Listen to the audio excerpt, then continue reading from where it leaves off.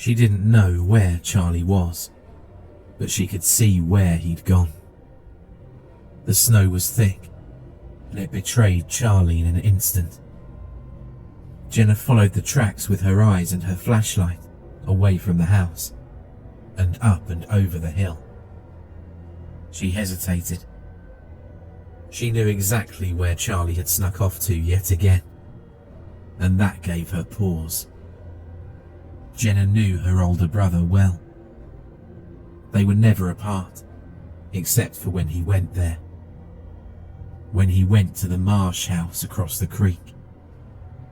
That's where he was now. Over the hill, across the creek, and he was watching it again, trying to see what was inside. How could he? He'd left her there, by herself, outside. The thought that she was alone at night finally came to her. She turned, monsters suddenly behind her, but reality blew her nightmares away. There was only darkness there, dotted with specks of late snow. They floated in no particular direction, carefree and unconcerned which way they took. Beyond them, a solid wall of night, so thick it could drown her if she lowered her flashlight, silence her. She could face it, chase it back, and walk into the house. She could leave Charlie to his own foolish decisions. She didn't. She couldn't leave Charlie alone. Not there. Not tonight. Tonight, she could finally catch him. She allowed the darkness to follow as she ran up the hill, trudging through the snow that swallowed her ankles. She kicked and pushed to get over the incline, and she struggled to stay upright as gravity pulled her down the other side. With darkness keeping pace, she knew she couldn't stop. She didn't want to. She only wanted Charlie. The wind whispered in her ear, and she shook its sharp tongue from her face. Bushes rose out of the night. Where they grew thinnest, she slipped between them, and she dropped down to the creek bed below. The water was shallowest here, narrow, and she leapt across it with ease, scampering up the other bank. The cold stabbed at her exhausted lungs like daggers, but she didn't yield. She found Charlie's footprints again, and she chased him. She could have called, but she was across the creek now. This wasn't home anymore. The barren land here was hard beneath the snow. Home was further and further away every second, and her father had told her many times about this place. He warned her that the land over the creek is the Marsh's land. She wasn't allowed to play on it. Neither was Charlie. The difference was that Charlie didn't care. The Marshes are dead, he told her. I heard about it at school. Everyone knows they're dead. It's the thing that lives in the house that you got to watch out for. She never believed him. Their mum said it was nonsense. A tall tale.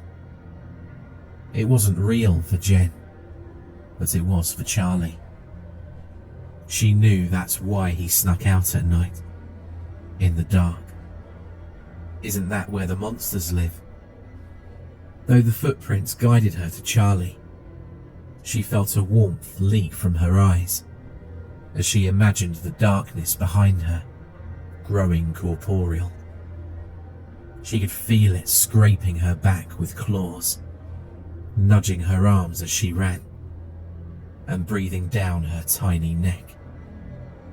She could feel every laboured breath coming in sync with hers.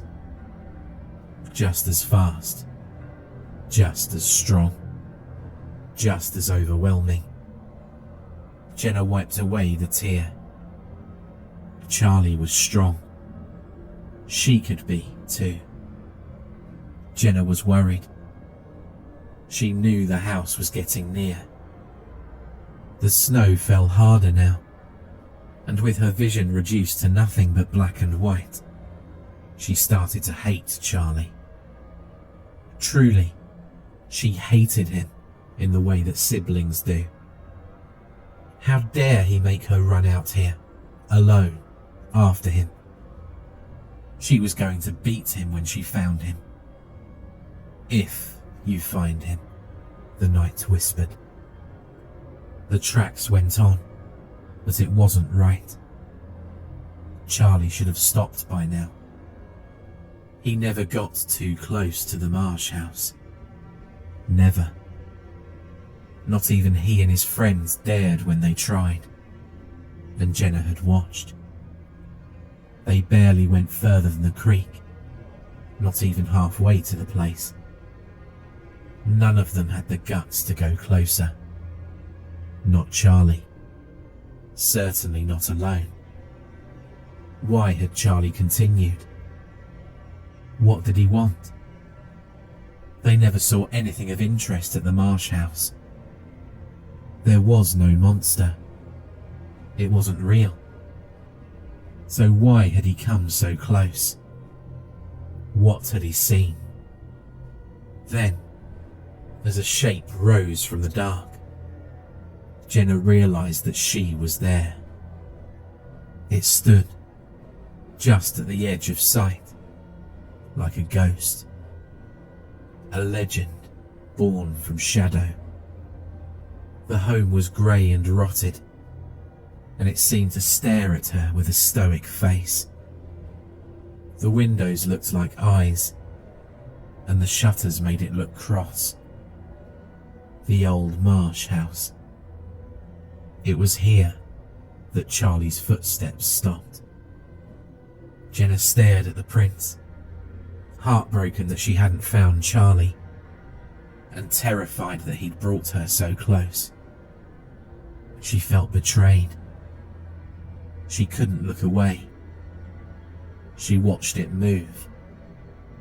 The door was ajar, and it swung in with each and every gust. It was like the house was breathing. The air for each breath raced past her ears and up its stairs and into its dark jaws. She wondered if something watched from within. It was angry. The house was angry, and she felt shame. So she looked down. The footsteps at her feet hadn't ended. Instead, they turned. Charlie had turned from the house, and he'd left. He'd headed back towards the creek. He'd turned his back on the place, and she would have to as well. But how? It was far too terrible to ignore. So she fell away, slowly, following her brother's backtracks. The house started to slip out of existence once more. It still stared at her as she glanced back to it, and it seemed to change with the light upon it. It looked like it had been betrayed by her departure. Enraged. It looked to Jenna like it could, that it would, spring up at any moment and follow her. She shuddered, and turning the flashlight away from it, allowed the evil place to drown itself in the night. She whimpered. Charlie's footsteps were different than they had been before. Before, she could almost match his strides. Now, she had to leap from foot to foot if she wished to do the same. He was taking bigger steps. Huge steps. Jenna shook her head. No, he was running. From what? The thought of the house charging from beyond, like some great ravenous beast, forced her to stop in her tracks and turn. Nothing followed her, and nothing had followed Charlie either. The only other tracks in the snow were hers.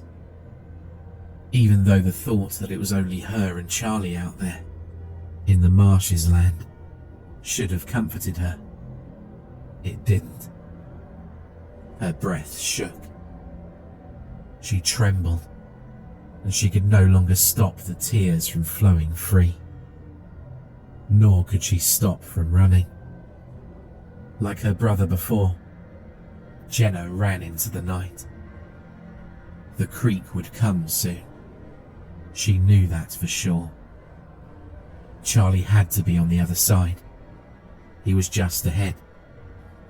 He would be just across the creek, waiting for her. He'd be smiling like an idiot. She knew she'd find him, and everything would be okay. The footprints moved across her sight, like cars down a highway. She counted each one as it passed. Soon, very soon, they would turn to feet. Turn into Charlie.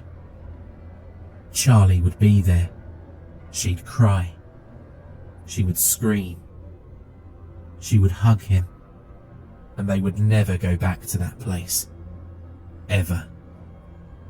Never again. They would. The tracks stopped. She gasped as she came to a halt. It wasn't possible. It hadn't been like before, when Charlie had turned. No, there was nowhere left to go. The tracks stopped. Dead. There were two prints, side by side in the snow. But then no more. No more prints. And no Charlie. The snow in each direction, except for behind her, was still, unmarred and fresh. The end of the trail was here, but her brother had been plucked from the face of the earth. Charlie was gone. Her face, contorting with overwhelming sadness, fear and confusion. Jenna fell to her knees. She finally cried. "Charlie," she yelled to the sky. "Charlie, I need you. Where are you, Charlie? Oh, Charlie, come back." She wailed, kneeling in the snow that late night. Jenna had no idea that Charlie could hear her. In fact, he was forced to watch as she cried out for him. Struggle as he might, there was nothing he could do but watch from above her in the trees. Tears rolled down his face too, and he watched as one rolled down the motley, rotted hand of his captor. The same hand that silenced his own screams of terror. The creature that held him trembled at the sight of his sister. Its breath, like fetid flesh, burned hot inside Charlie's nose. It shifted, and Charlie knew that soon it would swoop down from the tree, like it had before, and hoist Jenna up with him. It could do so easily. Both of them, captured, one under each of its hideous arms. Its white eyes were wide and shaking in anticipation. Its black tongue licked its scaly lips. Charlie shook as the evil thing smiled. There was only one chance. Charlie watched the tear roll down the beast's fingers. It had gathered into a droplet there, on the creature's pinky finger. A single drop that was ready to fall as the beast spread its bat-like wings behind them. The droplet trembled. Charlie readied himself, for he knew now what to do. He hoped, he prayed, that if he could struggle at just the right moment, that tear would fall. It would fall onto his beloved sister's face, and she would look up. Maybe then, just maybe, would she have enough time to react, to run. It was too late for Charlie, but his sister wouldn't suffer like he would. She could go home.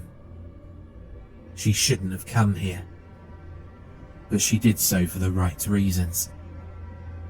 Charlie loved her. He hoped, in the confusion to come, he'd be able to tell her. The beast loosened its grip for just a moment, and Charlie pushed. The teardrop fell.